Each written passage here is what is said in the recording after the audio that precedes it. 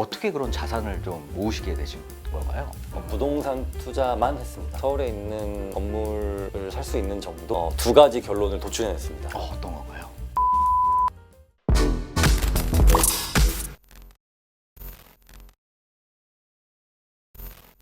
안녕하세요. 지식이 되고 돈이 되는 시간 정재훈의 부동산 클래스 정재훈입니다. 자, 오늘은 평범한 회사원에서 부동산 투자로 100억대 자산가가 되신 우리 송이구 작가님을 모시고 다양한 한번 인사이트 듣는 시간 갖도록 하겠습니다. 안녕하세요. 안녕하세요. 네, 저는 평범한 직장인이고요. 가끔씩 글을 쓰고 그리고 또 부업으로 드라마 대본을 쓰고 있는 송이구라고 합니다. 반갑습니다. 지금 회사 다니시잖아요. 네. 오늘 촬영 어떻게 반차 쓰시고 오신 건가요? 네, 오늘 반찬해 왔습니다. 정말요? 저희는 이런 휴가 쓰고 네. 뭐 이런 게 자유롭기 때문에 아. 저는 이런 거 괜찮습니다. 어떻게 그런 자산을 좀 모으시게 되신 건가요? 저는 다른 투자는 안 하고요. 부동산 투자만 했습니다. 예, 주식도 원래 한번 해보고 싶었는데 네네. 주식은 좀 무서워서 제가 좀 쫄보라서 주식 투자는 못하고 부동산으로만 했습니다. 네. 그러면 이제 자세한 건 이제 뒤에서 한번 또 말씀 듣는 걸로 하고, 지금 현재 직업이 3개이신 걸로 알고 있어요. 네. 대기업 과장님, 그리고 이제 베스트셀러 작가, 그리고 유튜버까지. 지금 이런 3가지 직업의 공통점이 있는데 바로 이제 부동산 투자가 중심에 있다는 건데요. 어떻게 부동산 투자에 대해서 관심을 가지시게 되셨나요? 예전에 저희 아버지와 그리고 아버지 친구분이 저희 가족이 되게 친했거든요. 근데 그 아버지 친구분이 어쨌든 고양시 일대에 어마어마한 양의 그 보상을 받으시면서 그 후로는 그 아버지의 가족분과 그 저희 가족이 이렇게 만날 일이 잘 없게 됐어요. 네, 그분들은 네네. 계속 외국으로 나가시고 계속 골프 치러 가시고. 네, 그래서 거기서 약간 이렇게 부동산이라는 힘이 되게 무섭구나 이걸 느꼈거든요. 그래서 그때부터 부동산에 관심을 갖게 됐습니다. 지금까지 어느 정도의 성과를 얻으셨나요? 서울에 있는 어떤 건물을 살 수 있는 정도인 것 같아요. 네.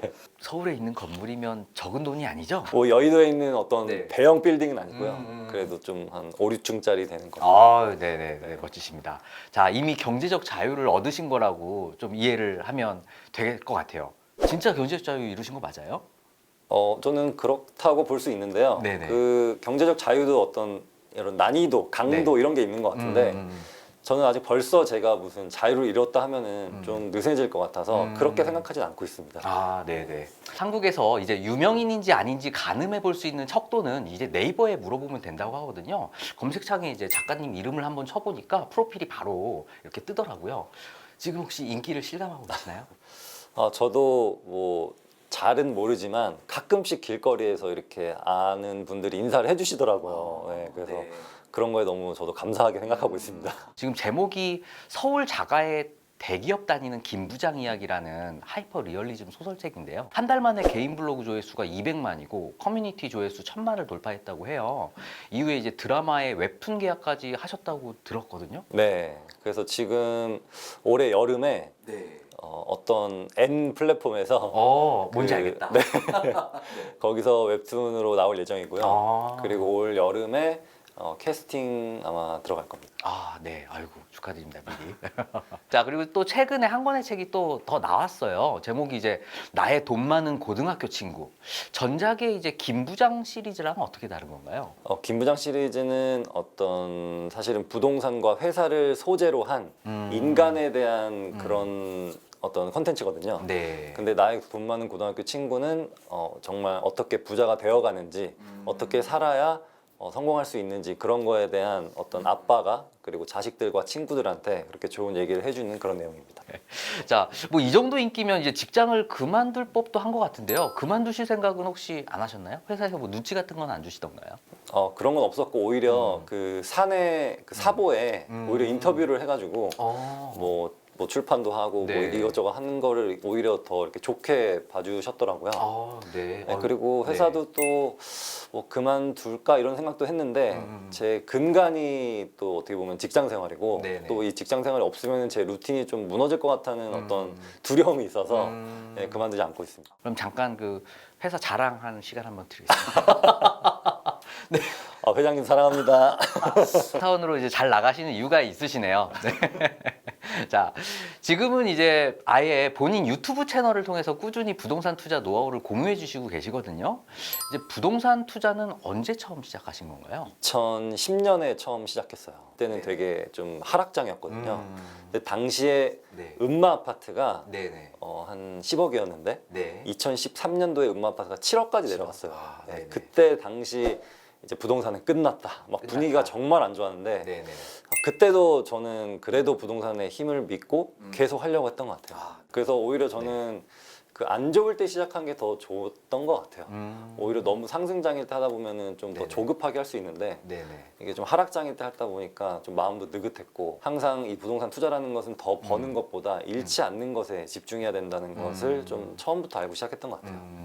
그래도 처음 부동산 투자를 할 때 분위기가 굉장히 안 좋으면 첫 투자가 굉장히 힘들었을 텐데 네. 어떻게 그걸 이겨내고 하시게 된 그런 계기가 좀 있나요? 그래서 오히려 더 싸게 살 수 있었어요. 아, 싸게. 네, 그래서 매물들이 굉장히 시장에 많았고 저한테 선택할 수 있는 게 많았고 제가 혹시 이거 얼마 깎아줄 수 있어요 하면 흔쾌히 알았다고 해주시고 예, 그래서 더 좀 편했던 것 같습니다. 아, 네. 자, 그러면 어디에 얼마를 모아서 처음 투자를 하셨을까요? 처음에 종잣돈을 6천만 원을 모아서 경기도에 있는 토지를 하나 샀습니다. 아, 토지요? 네, 첫 부동산 투자가 토지 투자였나요? 네 토지였어요. 저희 그 네. 아버지 친구분이 토지로 네네. 보상받아서 네네. 저는 그때 부동산이 뭔지 몰랐어요. 저는 일단 땅을 무조건 어떻게 해봐야겠다 해가지고 그냥 땅부터 샀습니다. 시작했었던 투자의 땅의 어떤 수익률은 좀 괜찮았나요? 네 아직까지 가지고 있어요. 첫 투자한 거는? 네. 네. 근데 그때 네네. 그 워낙 소액으로 투자해서 퍼센테이지로 보면은 한 700, 800% 되는데 7, 800%. 액수가 작다 보니까 네네. 그렇게 큰 차이가 안 납니다.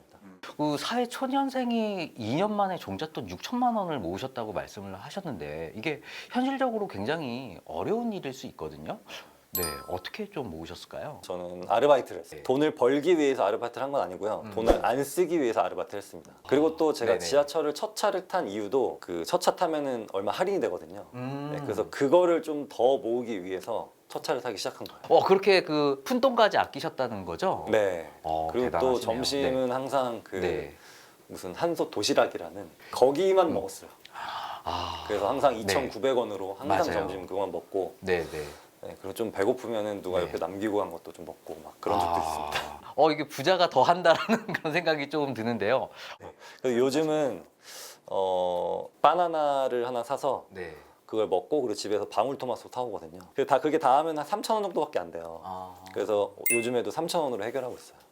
지금도요? 네. 100억대 자산가인데 대단하십니다. 돈을 안 쓰려고 알바를 했다라고 말씀을 하셨는데 그러면 지금 생각해 보면 사람을 안 만났다라는 얘기랑 또 동일한 거거든요. 네. 돈을 얻었지만 사람을 좀 잃었을 수도 있을 것 같다라는 그런 우려가 좀 되는데. 근데 친구들이 다 인정을 해줬어요. 그냥 다 이해해줬어요. 네네. 네, 내가 너희들이 싫어서 안 만나는 게 아니라 그래서 뭐 돈을 좀 더 벌기 위해서 뭐 네네. 이렇게 하는 거다 해가지고 회사에서도 제가 회식을 못 가도 다 이해를 해주셨고 네, 그랬습니다. 역시 뭐 어떤 한 분야의 대가가 되는 분들은 좀 이런 뭔가 차별화가 좀 있는 것 같아요. 그럼 우리 이제 MZ 세대들 네. 뭐 소비에 조금 강한 MZ 세대들한테 혹시 뭐 주시고 싶은 어떤 조언 같은 거 좀 있을까요? 종잣돈을 뭔가 네. 불리기 위해서 음. 뭐 자기가 못하는 어떤 거에 투자를 뭐 코인이나 뭐 주식이나 네. 이런 걸 투자를 하게 되다 보면은 네네. 저는 오히려 더 그게 마이너스라고 보거든요. 아. 그래서 종잣돈은 항상 노동으로 번 그런 저축으로 모은 그런 돈이 종잣돈이라고 봐요. 요즘에 SNS가 워낙 발달하면서 남들과 비교도 많이 하게 되는데 그런 거 다 사실 비교하실 필요 없고 네네. 그냥 자기의 종잣돈만 자기의 그 잔고만 바라보면서 나아가는 게 맞다고 봅니다. 네. 모든 투자가 그렇듯이 부동산 투자도 이제 기본적인 지식이나 정보가 없으면 시작할 수 없잖아요. 어떻게 준비하셨나요? 전 일단 서점에 있는 책을 다 읽었습니다. 네, 그래서 일단 책부터. 네, 일단 책부터 다 읽고 그 시청에 있는 어떤 그런 문서 같은 거 있거든요. 그리고 네. 이제 토지 보상이라든지 무슨 네네. 개발 계획이라든지 이런 네. 것들을 다 다운받아서 그런 거 다 읽어보고 다 매칭시켜 봤어요. 진짜 개발될 것들과 개발되기 어려운 것들을 이렇게 구분하려고 했거든요. 그래서 실제로 보니까 한 10개 중에 네. 한 2개만 실제로 개발이 되고 네. 나머지는 다 이렇게 지연되거나 취소가 되더라고요. 네, 그리고 또 어느 쪽으로 도로가 날지 예상도 한번 해보고 네네. 네, 그리고 또 아파트를 할 때는 저는 처음에 아파트를 할 때 과연 무엇이 가장 좋은가 그래서 아파트 새 거가 좋은 건지 네네. 아니면은 지하철역이 좋은 건지 네네. 아니면 주소가 좋은 건지 막 되게 고민이 많았거든요. 근데 결국에는 두 가지 결론을 도출해냈습니다. 어떤 건가요? 바로 입지와 환금성이에요. 부동산 투자의 가장 기본 원칙인 것 같아요. 네, 맞아요. 네. 그래서 그 두 개만 보고 토지 투자든 그리고 아파트 투자든 했습니다. 제가 돌발 질문 하나 드려도 될까요? 네. 정말 궁금한 건데 우리 뭐 대기업 혹시 사회초년생 네. 뭐 2, 3년 차예요. 연봉은 한 7, 8천 되는데 네. 지금 모아놓은 돈이 한 1억밖에 없어요. 지금 어떻게 해야 되나요? 부동산 투자 만약에 해야 되나요? 아니면 어떻게? 일단 네. 많은 분들이 소액 투자를 원하세요. 네. 근데 소액 투자란 것은 되게 위험합니다. 일단 위험한 선택을 할 가능성이 매우 커져요. 좀 저렴한 오피스텔이라든지 네. 아니면 뭐 저렴한 상가라든지 이런 거를 잘못 사는 경우가 많거든요. 그래서 저는 뭐 한 3천만 원, 5천만 원 있으면은 더 돈을 모으라고 합니다. 근데 1억 정도 있으면은 네. 뭔가를 할 만해요. 가장 중요한 거는 네. 차를 사거나 차를 바꾸면 안 되고 그 1억이라는 돈을 전세금으로 묶어두면 안 돼요. 네. 그래서 저는 여태까지 전세를 살아본 적이 없거든요. 그래서 한 네. 10년 동안 월세 살고 네네. 한 2년 동안 자가에 살고 있는데 그러니까 이제 부동산 투자를 레버리지를 일으켜서 한 다음에 사는 곳을 조금 더 줄여서 월세를 사신다는 말씀이시죠? 네. 그리고 또 하나는 전세자금 대출을 절대 받으면 안 돼요. 이유가 있나요?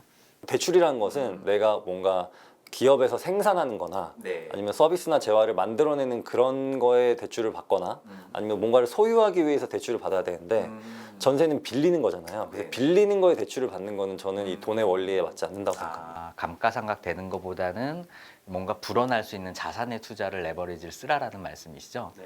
그래서 1억을 어디에 투자했죠? 네. 저는 많은 분들이 네. 지방 아파트 투자를 되게 많이 하세요. 네네. 근데 지방 아파트 투자가 되게 저는 위험하거든요. 첫 번째 위험하죠. 이유는 네. 서울, 경기, 인천을 제외하고는 전부 다 인구가 줄고 있어요. 그리고 또 많은 젊으신 분들이 네. 다 수도권으로 올라오고 싶어 하세요. 네. 그러다 보니까 점점 그 지방은 고령화가 되어가고 있고 그리고 이런 하락장이 왔을 때 더 많이 빠지고 잘 오르지도 않습니다. 그러다 보니까 어떤 전세가와 매매가의 그 차이가 작다는 이유만으로 막 지방 가서 막 이렇게 묻지마 투자를 많이 하시는데 전 네. 그거보다는 그래도 수도권 내에서 하는 게 안전하다고 봐요. 수도권 내에서 1억으로 투자할 만한 게 있나요? 되게 집요하시네요. 요즘은 지금 1억으로는 조금 부담스러울 수 있는데요. 네. 그래도 일산이라든지 아니면은 뭐 인천에 좀 새로 들어오는 곳들 네네네. 그런 곳들이라든지 아니면은 루원. 네. 네. 그리고 또 뭐 상계동, 이 노원구 쪽이라든지 노원구 그러니까 절대가가 낮은 곳은 전세가가 좀 비교적 가까워요. 네네. 그래서 그 내 종잣돈 1억하고 뭐 신용대출 한 5천 정도 해가지고 이렇게 하면은 그래도 한 채 마련할 수 있을 것 같습니다. 네. 일단 뭐 책을 통해서 지식을 얻으셨다고 했는데 읽으신 책 중에서 혹시 추천해 주실 만한 책이 있으실까요? 그때 열심히 읽었던 게 부자 아빠 강한 아빠 많이 읽었고요. 기요사키. 네, 근데 부동산 관련 어떤 테크닉적인 책들은 별로 없었어요. 그래서 저는 오히려 마인드서나 어떤 네. 동기부여를 할 수 있는 그런 책들을 더 많이 읽었습니다. 그래서 아침에 더 일찍 일어나고 네. 그리고 주말에도 뭔가 지치지 않고 힘낼 수 있는 그런 책들을 더 많이 읽었어요. 항상 부자 되신 분들이 공통적으로 말씀하시는 부분이 또 이런 마인드셋 같은 부분인 것 같아요. 그래서 저는 부자가 되는 그 어떤 과정은 뭔가 어떤 사고 파는 기술보다는 네. 어떻게 살아가느냐 이게 더 중요한 것 같습니다. 네. 되게 힘들고 어떤 벽 같은 게 앞에 느껴지더라도 네네. 그럼에도 불구하고 계속 하는 겁니다. 네, 그냥 계속 하다 보면은 네네. 되더라고요. 이렇게 공부하다 보면 이제 어느 순간 깨달음 같은 게 올 것 같은데요. 그 부동산 투자할 때 작가님의 어떤 부동산 투자 철칙 이런 게 혹시 있으실까요? 처음에 1년 공부할 때 이 정도면 다 안 것 같다 라고 생각하는데 지금 생각해 보면은 좀 애송이라고 할까요? 네, 그랬는데 역시나 시간의 누적과 경험의 누적이 이렇게 쌓이다 보면은 네. 어떤 깨달음의 순간이 오는 것 같아요. 근데 그게 한 번에 오는 게 아니라 이렇게 네. 자잘하게 나눠서 오더라고요. 네, 네. 네, 그리고 또 저만의 철칙 같은 거는 무리하지 말자. 무리하지 말자. 그러니까 영끌이라고 하잖아요. 네네. 영끌은 절대 하지 말자. 네. 그걸 지키려면 항상 내 자산의 한 10% 정도는 현금이 항상 가지고 있어야 되더라고요. 남의 말에 혹하지 말자 이겁니다. 네네. 네. 이렇게 막 뉴스에서 어디가 좋대더라 뭐 아니면 어디가 어렵대더라 하면은 거기에 막 혼동될 수 있는데 그런 거 다 필요 없고 그냥 내 갈 길 그리고 내 기준에 맞춰서 쭉 가다 보는 게 거기에 답이 있는 것 같습니다. 우리 작가님 같은 경우에는 직장 생활을 하시면서 30살부터 부동산 투자를 하셨다고 들었는데 현재 어떤 자산 배분은 좀 어떻게 되세요? 일단 토지가 60%고요. 그리고 네. 저희 자가가 10%, 네. 그리고 상가 10%, 네. 그리고 외환이 10%. 이렇게 외환도 갖고 계시는군요. 네, 엔화하고 달러만 가지고 있어요. 외화를 사는 기준은 네. 달러는 1,100원 이하로 갔을 때 네, 그때 네네. 제가 살 수 있는 그 한도 내에서 사고요. 네네. 그리고 엔화는 한 970, 80원 정도 가면은 그때 삽니다. 외화도 네. 샀다 팔았다는 게 아니라 네. 계속 모으고 있어요. 네, 그래서 혹시나 정말 원화 가치가 너무 떨어졌을 때를 대비해서 그렇게 외화를 모으고 있습니다. 네. 상가도 갖고 계신다고요? 네, 상가는 어디 쪽에 갖고 계세요? 이거는 남양주 쪽에 갖고 있고요. 네. 최근에 네. 이제 처분해가지고 이제 잔금만 남았습니다. 처분하신 이유가 있나요? 다른 곳에 좀 더 집중하려고. 음. 네, 지금 왜냐면은 아파트 시세가 좀 저는 괜찮다고 보거든요. 네, 한 3, 40% 떨어진 지역들이 있기 때문에 그런 곳에 그 아파트 한 채를 더 마련하기 위해서. 리밸런싱 차원에서 네. 혹시 뭐 지금 생각해 두신 지역이 있으세요? 제가 보고 있는 곳은 네. 마포구, 마포구, 그리고 서대문구, 서대문구, 그리고 동작구, 동작구, 그리고 송파구의 가락동. 네, 가락동 아직 좀 덜 오른 지역. 네, 맞아요. 이미 반등한 지역은 저는 매력이 없다고 봐요. 싸게 사야 된다는 말씀이시죠? 네, 그래서 최근에 뭐 1, 2억씩 올랐다 하는 네네. 곳들은 저는 안 보고 있고요. 네네. 떨어졌는데 아직 시세가 그대로인 곳들 네. 그쪽만 보고 있습니다. 지금 언뜻 듣기로는 한 갭으로 한 3억에서 4억 정도는 필요할 것 같은데. 되게 잘하시네요. 네, 느낌 아닌 느낌입니다. 네. 네, 그 중에서 이제 한 3, 4억 정도로 한번 두 채를 이제 투자하시겠다는 거죠? 한 채 또는 두 채요. 한 채 혹은 두 채. 네. 네. 매입하시면 한번 사인 한번 주십니까? 네. 근데 저도 주변에서 네네. 집을 지금 사야 되냐 말아야 되냐 많이들 물어들 보시는데 저는 일단 바닥을 잡는 거는 불가능하다고 보거든요. 저는 네네. 지금 한 무릎 정도라고 봐요. 무릎. 네, 그래서 어디는 더 떨어질 거고 음. 어디는 반등을 이미 했고 음. 어디는 그냥 쭉 무릎을 유지할 것 같은데 저는 네. 이 정도면은 저는 무릎이지 않나 싶어서 더 좀 기다리거나 욕심 부리지 않고 지금 수준에서 매수를 할 예정입니다. 네. 동작구는 무슨 동 좀 보세요? 상도동 좋아합니다. 상도동. 네, 상도동. 제가 또 상도동 잘 알죠. 네. 좋은 동네인 것 같아요. 네, 근데 상도동의 네네. 단점이 좀 네. 언덕이긴 한데 네네. 그래도 그 언덕에서 좀 잘 지은 아파트들이 있거든요. 상도동은 대부분 이렇게 7호선을 끼고 있기 때문에 네네. 웬만하면 다 초역세권이에요. 네, 그래서 음. 저는 상도동 괜찮다고 봅니다. 네. 자, 상도동 주민들 오늘 굉장히 기분 좋으실 것 같거든요. 네. 자, 그러면 이런 포트폴리오에 대한 어떤 자산 배분에 대한 이런 기준이 혹시 있으실까요? 기준은 딱히 없는 것 같은데요. 일단 현금은 무조건 10%를 지키려고 하고 있어요. 역전세라든지 아니면 네네. 금리 상승이라든지 뭐 네. 그런 공실 위험이라든지 그게 10%로서는 어느 정도 회복이 되기 때문에 저는 현금 10%는 꼭 가지고 있으려고 합니다. 그 남양주시의 상가는 네. 보통은 이제 시세 차익보다는 이제 현금 흐름의 목적이었잖아요. 맞아요. 어떻게 그래도 구입한 가격보다도 높은 가격에 왠지 매도하셨을 것 같아요. 살 때 싸게 네네. 샀어요. 아파트는 네네. 그냥 시세대로 사도 상관없거든요. 근데 그리고 아파트는 싸게 사기도 좀 어려워요. 정말 초급매를 잡지 않는 이상. 네네. 근데 상가는 네. 싸게 살 수 있는 기회가 생각보다 많습니다. 네, 특히 공실인 거를 싸게 내놓는 분들도 있고요. 네네. 그리고 또 최근처럼 금리가 급격하게 올랐을 때 그냥 헐값에 내놓으시는 분들이 많기 때문에 그렇게 싸게 일단 사야 네. 시세 차익을 어느 정도 안전마진을 가져갈 수 있어요. 그렇지 않으면은 월세 대비로 이렇게 시세가 형성되기 때문에 시세 차익을 못 가져갑니다. 네. 그러면 집합상가를 1층을 선호하세요? 2층 이상을 선호하세요? 저는 2층 이상을 선호합니다. 네, 그래서 네네. 저는 좋아하는 업종이 있어요. 어떤 건가요? 병원입니다. 병원 뭐. 저는 항상 훌륭한 병원을 체인이죠. 좋아합니다. 네. 네, 네. 그래서 1층에 뭐 편의점이나 무슨 뭐 약국 이런 것보다는 오히려 3층 이상으로 병원을 넣는 게 훨씬 더 안전해요. 네네. 우량임 차이니까요. 네. 네. 그리고 한 번 그렇게 병원이 들어서면은 잘 이사를 안 가거든요. 그러다 보니까 뭐 이렇게 계속 관계도 유지할 수 있고 네, 그리고 제가 굳이 올리지 않더라도 그냥 워낙 그렇게 밀리지 않고 잘 내시기 때문에 저는 병원이 가장 메리트 있다고 봐요. 그럼 공실 상가를 사가지고 네. 그런 이제 병원을 입지시킬 수 있는 그런 노하우가 있나요?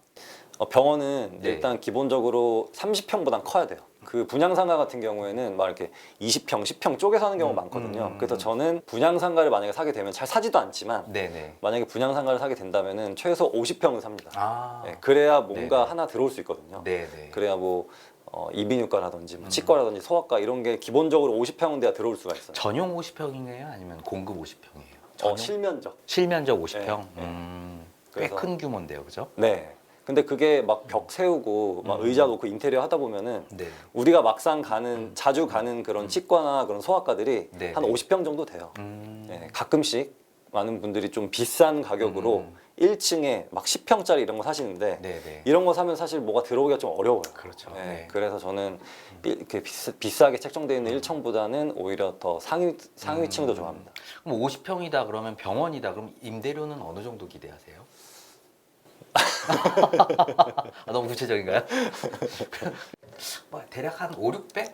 맞아요. 5, 600 정도 네, 합니다. 5, 600. 네. 근데 그게 어디에 있느냐도 되게 중요해요. 아, 그렇죠. 네, 이게 만약에 뭐 경기도 좀 외곽에 있다 하면은 사실 아무리 50평이라도 한 네네. 3, 400 정도 형성되고요. 음. 서울 뭐 가장 중심에 있다 하면은 그게 막 1,000만 원까지 갈 수도 있어요. 음. 네, 근데 저는 제가 하고 있는 곳은 한 500에서 600 사이입니다. 아, 네. 아, 뭐 더 자세한 얘기 듣고 싶긴 한데, 네. 네. 굉장히 이제 토지뿐만 아니고 이제 아파트, 상가까지 굉장한 내공을 또 갖고 계신 것 같아요. 자, 그러면 이제 재산의 단위가 이렇게 달라지시면서 이제 생활 방식도 바뀌셨을 것 같거든요. 사는 지역이 달라진다거나, 이제 고급 외제차로 바꾼다거나. 작가님은 좀 어떠셨어요? 저는 달라진 게 전혀 없습니다. 전혀요. 네, 제 차도 네. 13년 전 그대로고요. 어, 그리고 제가 입는 옷도 똑같고요. 어. 제가 항상 네. 자라에서 옷을 많이 사거든요. 자라. 네. 네네네. 근데 자라에서도 네네. 1년에 2번 세일할 때가 있어요. 그때만 사요. 아, 네, 그 외에는 절대 안 삽니다. 유니클로도 아니고 자라만. 네. 무럭무럭 자라기 위해서. 자산이 자라기 위해서. 자라가 좀 유행을 안 타는 것 같아서. 네, 그래서 네네. 그렇게 세일할 때만 항상 네네. 골라서 사고 네. 그리고 또 막 먹는 것도 그렇게 비싼 거 잘 안 먹어요. 그 놀러 가는 것도 막 해외여행 막 그렇게 다니지 않고 웬만하면 국내에서 이렇게 좀 해결하는 편이긴 합니다. 쓰는 분야는 있어요. 어떤 분야죠? 집에 있는 네. 가구들, 가구. 네, 그리고 가전기기. 아내를 위해서? 아닌가요? 본인을 위해서? 아내를 위해서 되게 좋네요. 아, 네. 네네. 네, 아내를 위해서 아니었네, 아니었네. 아내를 위해서 맞습니다. 아, 네네. 네, 아내를 위해서 맞고 네. 그리고 그 가전 같은 경우는 계속 내 몸에 닿아 있잖아요. 가구라든 거는. 그래서 네네네. 그런 거는 좀 좋은 걸 사는 게 좋더라고요. 오래 쓰더라고요. 자동차는 대부분 주차해 놓기 때문에 잘 타지도 않고 그리고 또 누가 이렇게 긁고 가거나 하면 마음이 아프기 때문에 그냥 저는 약간 막 타는 차 하나 놓고 그냥 막 타고 있습니다. 네네. 서울 살다 보면 이렇게 자동차 이렇게 운전하는 시간이 별로 좀 없는 것 같긴 해요. 맞아요. 네. 네. 그리고 또 돈 쓰는 곳은 그 문화생활에 치중하고 있는데요. 어떤 문화생활 즐기세요? 뭐 발레를 보러 간다든지, 네, 가족끼리 네네. 뮤지컬 보러 간다든지, 굉장히 고급 문화생활인데요. 네. 그리고 또 뭐 연극을 보러 간다든지 그런 문화생활을 또 하는데 돈을 쓰고 또 싸이 하나는 콘서트 같은 거 안 가시나요? 싸이 콘서트요? 네. 물쇼 같은 거. 싸이 콘서트는 네네. 체력이라고 들어서 네네. 체력이 안 돼서 못 가고 있습니다. 네네네. 그리고 또 돈을 쓰는 곳은 운동할 때 운동. 예를 들면 뭐 자전거를 타면 좀 좋은 자전거를 타고 뭐 좋은 자전거 옷을 입고 그렇게 멀리까지 갔다 오고 그런데 돈을 쓰지 딱히 뭐 시계를 산다든지 뭐 그런 거에는 전혀 돈을 쓰고 있지 않습니다. 멋있게 살고 계시는 것 같아가지고 제가 듣기만 해도 이렇게 황홀하네요. 자, 우리 작가님 이제 여러 투자 방식 가운데 이제 일단은 처음 토지를 선택하셨단 말이죠. 네. 이 토지 선택에 대한 어떤 이유, 지금도 혹시 토지 투자가 좀 유효한가요? 토지 투자가 오히려 더 쉬워진 것 같아요. 더 오히려. 네, 그게 이유가 뭐냐면 10년 전만 해도 네. 너무 토지를 투자할 수 있는 곳이 많았어요. 근데 지금은 토지 다들 막 개발되고 그린벨트가 풀리고 그래가지고 남은 토지가 얼마 안 남았어요. 그러다 보니까 제가 접근할 수 있는 토지의 그 범위가 줄어든 거죠. 그러다 보니까 오히려 더 좀 편해진 것 같습니다. 대상의 물색이 조금 더 네. 편하다는 말씀. 네, 근데 저는 토지도 이렇게 경기도 내에서만 보고 있어요. 경기도 내. 네, 제가 막 이렇게 멀리까지 임장갈 시간은 좀 부족하기 때문에 네네. 최대한 그 경기도 내에서 하고 있고 그 이유가 또 뭐냐면 경기도에 인구가 제일 많잖아요. 그러다 보니까 정부나 네. 그런 지자체에서 돈을 쓸 때 네. 사람이 없는 곳에 돈을 쓰면 별로 뭐 남는 게 없잖아요. 그래서 사람이 있는 곳에 이왕이면 쓰자 해가지고 네. 경기도나 인천 이런 수도권 내에 돈을 많이 쓰거든요. 그러다 보니까 거기에 어떤 신도시 개발이라든지 아니면은 각종 개발들이 그쪽 수도권에서 많이 일어나다 보니까 여기에도 시세 차익이 더 좋은 것 같아요. 아, 그러면 작가님 같은 경우에는 토지를 샀다 팔았다 하시는 주기가 혹시 있나요? 몇 년 주기 뭐 이런 거? 딱히 정해진 건 없는데요. 다른 걸 더 좋은 거를 어떤 물건을 발견하면 네네. 제가 가지고 있는 것 중에 제일 안 좋은 거를 팝니다. 아, 네, 약간 선입 선출 같은 거예요. 네네. 네, 그래서 좋은 거를 발견하지 않는 이상은 계속 가지고 있어요. 네, 그리고 또 좀 장기적으로 여긴 진짜 좋아 보인다 하는 거는 좀 작은 그 금액의 토지라도 그냥 계속 가져가는 편입니다. 네. 토지 투자 단위 혹시 뭐 500평, 1000평 혹시 선호하시는 평수가 있나요? 전 최소 500평 보고 있어요. 500평? 네, 왜냐면은 뭔가 농사를 짓기에도 그렇고 그리고 뭔가 공장이 이렇게 들어설 때 네네. 한 300평은 조금 부족한 경우가 있거든요. 좀 막 작죠? 도로까지 이렇게 내고 하다 보면. 근데 500평 정도면 좀 넉넉하게도 할 수 있더라고요. 그래서 최소 500평 단위로 사고 있어요. 네. 용도 지역은 혹시 뭘로 보세요? 전답입니다. 전답? 네. 음. 전답을 이제 용도 네네. 변경을 해서 네. 이제 건축 그 허가 받고 그리고 매도를 하는 그런 네, 그러면 일단은 전답을 하고 형질 변경, 용도 변경을 통해서 가치를 높인 다음에 매도하는 전략을 네. 하신다는 거죠? 맞습니다. 네. 혹시 매도 몇 번? 너무 아, 구체적인가요? 제가 여태까지 네네. 그냥 토지만 말고 다 통틀어서 네네. 한 50번 정도 한 것 같아요. 50번을 매도를요? 아니면 매수 매도 합쳐서 50번? 매수 매도 합쳐서 50번. 아, 네네네. 계약서를 50번을 썼답니다. 네. 네, 여기 진짜 찐 투자가 여기 계시니까요. 자, 저희가 계속 이제 우리 작가님, 네, 이제 미천을 한번 긁어보도록 하겠습니다. 작가님, 그러면 그 토지 투자할 때 가장 중요하게 생각할 그런 부분은 뭐가 있을까요? 제가 제 저서 김 부장 이야기 3권에 써놨는데요. 토지는 피자의 원료와도 비슷합니다. 피자. 네. 네. 피자 동그랗게 있잖아요. 네네. 그럼 이렇게 우리가 막 자르잖아요. 네네. 그래서 가장 요 피자 이 네. 나이프가 가장 많이 가는 곳이 중간이잖아요. 네네. 그 중간과 가까울수록 좋아요. 아. 네, 그래서 이렇게 뚫려 있는 거를 도로로 봐야 되는데요. 네. 그래서 이 도로가 내 네. 땅에 있는 도로가 과연 네. 중심까지 가는가 이거를 봐야 됩니다. 근데 이 도로가 막 이상한 데로 연결돼 있으면은 네네. 개발하기가 좀 어려워요. 그 이유가 뭐냐면은 토지를 보상을 해야 되는데 그 토지 보상하려면은 그 수많은 수백만 명의 토지주들을 만나서 네. 협상을 해야 되는데 그게 시간이 거의 한 10년씩 걸립니다. 그러다 보니까 될 사업도 안 돼요. 아, 그래서 네네. 가장 개발에서 중요한 것은 도로기 때문에 도로를 끼고 있는 그리고 그 도로가 중심으로 향해 있는 토지를 항상 보셔야 됩니다. 아, 네. 중심지 이론과 좀 비슷한 것 같아요. 언뜻 듣기로는. 네. 피자로 말씀해 주셔서 뭔가 싹 이해가 됐는데 그럼 저희 KB 구독자분들을 위해서 혹시 네. 지금 주목하시고 싶은 주목해야만 할 그런 지역 혹시 공개해 주실 수 있나요? 저희 뭐 경쟁자가 될 수 있겠지만 네네. 그래도 네. 여러분들이 부자가 되었으면 하는 마음에서 일단 경기도에는 네. 농지가 얼마 안 남았어요. 우리가 일반 잡종지나 그냥 네. 뭐 창고지 이런 걸 사기엔 너무 비싸거든요. 그래서 대부분 토지 투자라고 하면 농지인데 네. 이렇게 농지를 보면은 경기도에 남은 곳이 네. 뭐 시흥 시흥 그리고 네. 뭐 고양시, 고양시, 파주시, 파주시, 남양주시. 남양주시. 네, 이 정도입니다. 네, 그래서 뭔가 근데 그게 서울과 가까우면 가까울수록 더 좋아요. 네네. 그래서 예를 들면은 한강변에 쭉 끼고 있는 어떤 고양시나 김포시의 그런 농지들은 지금 네네. 그린벨트거든요. 근데 저는 이 그린벨트도 결국엔 다 풀릴 거라고 봐요. 예를 들면 창릉 신도시도 원래 그린벨트였는데 네네. 다 풀렸듯이 점점 일산으로 가까워지면서 도시들이 형성될 거거든요. 그래서 그런 그린벨트는 언젠가는 저는 다 풀릴 거라고 봅니다. 근데 그게 그린벨트가 풀릴 때까지만 기다리는 게 아니라 사실 네. 소문만 나면 땅값을 훅 오르게 돼 있어요. 그래서 소문에만 팔더라도 저는 괜찮은 수익을 올릴 수 있을 거라고 봅니다. 네. 경기도에 평당 100만 원 이하의 그런 토지가 있나요? 많죠. 그린벨트 아니고는 없죠. 그린벨트 아니고도 잘 찾아보면 있어요. 아, 그래요? 네. 근데 그게 경매로 사는 방법도 있고 네. 그리고 대부분의 현재 토지주주 분들이 할아버지 할머님들이 많으세요. 네, 그래서 그분들이 네. 이거를 뭐 증여를 하거나 그러기에는 막 자식들이 막 이렇게 싸우기도 하고 그런 경우가 많아서 그냥 돈으로 정리하고 돈으로 딱 깔끔하게 주시는 경우가 되게 많거든요. 상속이 이제 예정되어 있는 그런 네. 토지를 잡으시는군요. 네, 그런 하게. 것도 있고 또 뭐 빚을 못 갚아서 이렇게 내놓는 경우도 있고 그러다 보니까 토지는 어떻게 보면 아파트보다 훨씬 더 저렴하게 매매할 수 있는 기회가 많습니다. 어떻게 그런 물건을 확보하세요?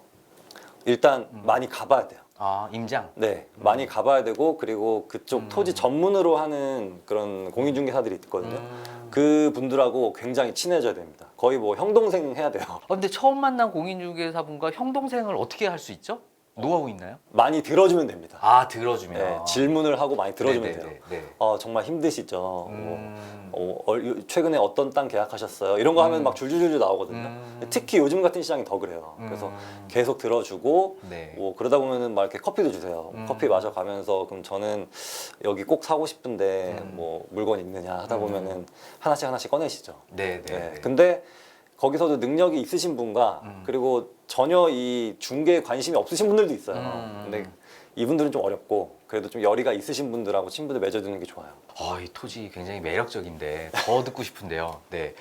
일단은 뭐 작가님 같은 경우 지금 유튜브 채널을 보면 아파트 투자 상담도 하고 분석 영상도 좀 많이 있더라고요. 저도 네. 즐겨 좀 보는 편인데 토지를 중심으로 투자하시는데 이런 아파트에 대해서 이렇게 더 관심을 갖는 이런 이유가 좀 있으실까요? 일단 많은 분들이 토지에 관심이 없으세요. 아, 네, 그래서 네. 댓글도 안 달리고 뷰가 안 나오니까. 네. 네. 그런데 네네. 그 아파트 때문에 힘들어하시는 분들이 되게 많아요. 뭐 이렇게 부부끼리 의견이 안 맞는 경우도 있고 아니면은 부모님과 자녀 간의 의견이 안 맞는 경우도 있고 나는 네네. 여기서 하고 싶은데 뭐 부인은 여기서 하고 싶어 한다더라. 그런 경우가 되게 많아서 네네. 집 때문에 고민해 가지고 계신 분들이 많아서 저는 오히려 아파트 쪽으로 하고 있습니다. 근데 토지를 하다가 네네. 아파트를 보면은 네. 되게 좀 오픈북 테스트 보는 느낌이에요. 네, 그 이유가 뭐냐면은 네네. 뭐 역과의 거리라든지 뭐 네네. 실거래가도 정확히 다 나와 있고 뭐 전세가도 있고 음. 뭐 그런 호재들 같은 것도 이미 너무나 다 깔끔하게 정리가 되어 있기 때문에 오히려 저는 아파트 투자가 더 좀 수월하다고 봐요. 그러니까 정답이 있는 어떤 수익률 게임 같다라는 말씀으로 제가 좀 네. 이해를 했거든요. 네. 그럼 지금 이 시점에서 좀 눈여겨봐야 할 그런 아파트가 있나요? 저는 일단 반등 안 한 게 중요하다고 반등 보고요. 안 한 거. 그리고 또 거래량이 중요하다고 하는 게 네네. 거래량은 즉 황금성을 뜻해요. 아, 네, 그래서 네.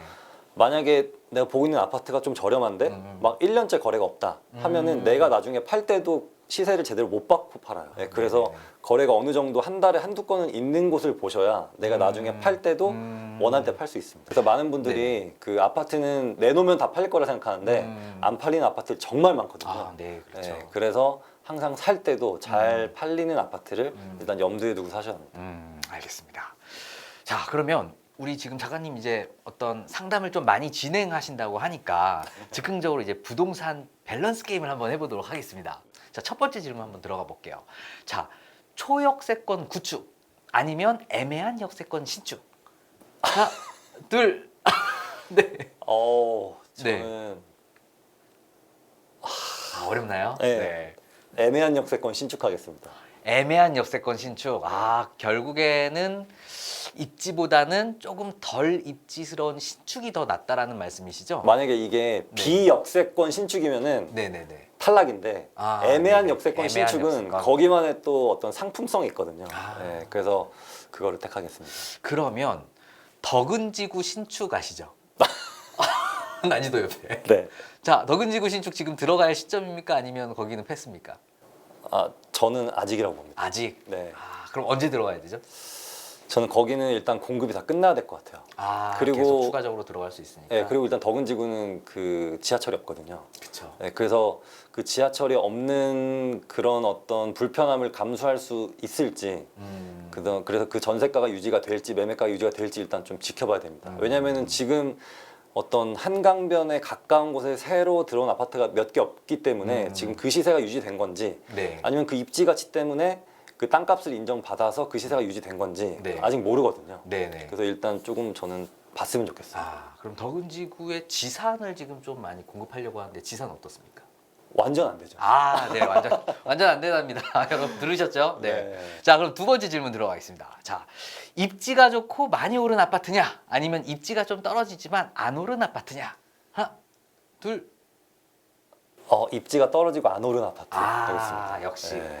안 오른 게 중요하다. 네. 싸게 사는 게 중요하다는 말씀이시죠? 네. 입지가 좋은데 많이 오르는 거는 네. 내 투자금이 좀 많이 들어가요. 네, 그쵸. 그러다 보면은 나중에 상승장이 와도 이게 제가 가져갈 수 있는 부분이 좀 적은데 좀 입지가 떨어지더라도 안 오른 아파트는 그래도 내가 싸게 살 수 있으니까 네, 좀 네. 그게 더 나은 것 같습니다. 요즘 강남권 아파트들 보면 고점 대비 뭐 마이너스 10% 수준으로 굉장히 많이 올라가고 있더라고요. 맞아요. 네, 네. 지금도 뭐 올라가는 폭이 너무 높아가지고 네. 어떻게 계속 올라갑니까? 아니면 한번 내려갈 것 같으세요? 일단 저는 아주 장기적으로 보면은 네. 우상향 하는데 네, 저는 네. 이거를 등락은 계속 할 거라고 봐요. 네, 근데 언제 올라가고 언제 떨어지는 사실 잘 감이 잡히진 않습니다. 네, 근데 저는 저평가 아파트는 잘 없는 것 같지만 저평가 구간은 있는 것 같아요. 저평가 구간. 네, 저평가 구간, 그러니까 과거에는 2013년부터 2017년까지였는데 음. 그때는 유례 없이 전세가가 굉장히 붙었었거든요. 네, 근데 70% 앞으로는 네. 전세가가 그렇게 붙을 일은 좀 없을 것 같아요. 네네네. 그래서 그런 시기가 오기에는 좀 어려울 것 같다는 걸 말씀드리는 이유가 뭐냐면 많은 분들이 전세가가 이렇게 따라 붙을 때 이렇게 뭔가 매수를 하시려고 하는데 사실은 전세가가 따라 붙으려고 하면은 요즘에는 워낙 그런 프롭테크라든지 부동산 정보가 너무 많아져서 조금만 네네. 붙어도 이렇게 튄다 이거죠. 맞아요. 네네. 네, 그러다 보니까 저는 오히려 오히려 잠잠할 때 하는 게 더 좋은 것 같습니다. 네네. 정말 적극 동의하는 말씀을 좀 해주셨네요. 지금 보면 전세가율이 지금 강남은 뭐 한 30-40%에다가 네. 뭐 서울 평균은 50%인데 네. 이 상황에서 너무 이게 들어갈 시점이 맞나요? 아무리 가격이 떨어졌어도. 저는 네. 전세가는 사실 잘 안 봐요. 저는 네. 매매가 그 자체만 봅니다. 매매가 자체. 네, 매매가가 가장 중요하다고 봐요. 네, 그래서 매매가가 내려간다면은 뭐 네. 저는 들어갈 타이밍이라고 보고 네. 전세가가 내려갔다는 뜻은 역전세를 맞을 가능성이 줄어든다는 거거든요. 네, 그래서 오히려 저는 전세가가 내려가고 매매가도 내려간 상태가 가장 좋은 시기라고 봐요. 근데 괜히 전세가가 굉장히 높고 매매가는 낮은데 그렇게 적은 투자금으로 할 수 있다고 해서 들어가다 보면은 또 지금처럼 역전세 맞거든요. 네네. 네, 저는 그건 별로 선호하지 않습니다. 네, 오히려 높은 전세가율은 그 시장이 이제 성장 가능성이 없다라는 어떤 반증이겠죠. 네. 네, 알겠습니다. 자, 그럼 이제 세 번째 질문 한번 드려보겠습니다. 자, 똘똘한 한 채냐, 아니면 덜 똘똘한 둘 채냐? 네. 하나, 둘. 저는 덜 똘똘한 두 채 하겠습니다. 정말요? 네. 좀 예상된대요. 이제 그렇죠. 지금 한 채 가시는데 한 채 더 가지시려고 지금 덜 똘똘한 두 채라고 말씀하신 것 같거든요. 이유가 있나요? 일단 자산이 이렇게 증식하는 속도를 보면은 네네. 한 채가 오르는 것보다 두 채가 동시에 오르는 게 더 빠르더라고요. 그리고 또 뭔가 자산 운용을 네네. 함에 있어서 네네. 내가 이거를 뭐 월세화한다든지 그래서 현금 흐름을 발생시킨다든지 그래서 네. 포트폴리오 측면에서도 두 채가 더 나은 것 같습니다. 네. 그래서 제가 많이 말씀드리는데 예를 들면 네. 강남 한 채보다는 마포 두 채가 낫다 이렇게 말씀드리고 있어요. 네, 굉장히 인사이트 있는 말씀을 좀 주신 것 같아요. 그럼 마포 두 채로 여러분 가면 됩니다. 네, 마포 두 채. 네. 자, 그럼 이제 마지막으로 이제 요즘 같은 시장에서 부동산 투자 시 좀 주의해야 할 만한 부분 한 말씀 좀 부탁드리겠습니다. 일단 남이 막 한다고 해서 따라가는 건 아닌 것 같고요. 그리고 또 네. 뉴스에서 뭐 우리나라 망했다 이런 거에 나왔다고 해서 너무 막 이렇게 위축할 필요도 없고요. 그리고 또 시장에 막 이렇게 상승을 외치시는 분, 네. 하락을 외치시는 분들이 있는데 그것보다는 이렇게 항상 균형론자 입장에서 항상 중간에서 바라보는 게 가장 중요한 것 같아요. 내 목표가 무엇이고 어떻게 더 소득을 늘리고 소비를 줄일 수 있을지 이런 것들에 대한 고민을 계속 하다 보면은 저는 좋은 시기가 올 거라 봅니다. 네, 감사합니다. 자, 지금까지 이제 송희구 작가님과 함께 생생한 부동산 투자 전략을 들어봤는데요. 돈이 되는 꿀 정보 감사드립니다. 네, 오늘 영상이 좋으셨다면 구독, 좋아요, 알림 설정 부탁드리고요. 자, 돈이 되고 지식이 되는 정재훈의 부동산 클래스는 다음 영상으로 찾아뵙겠습니다. 감사합니다.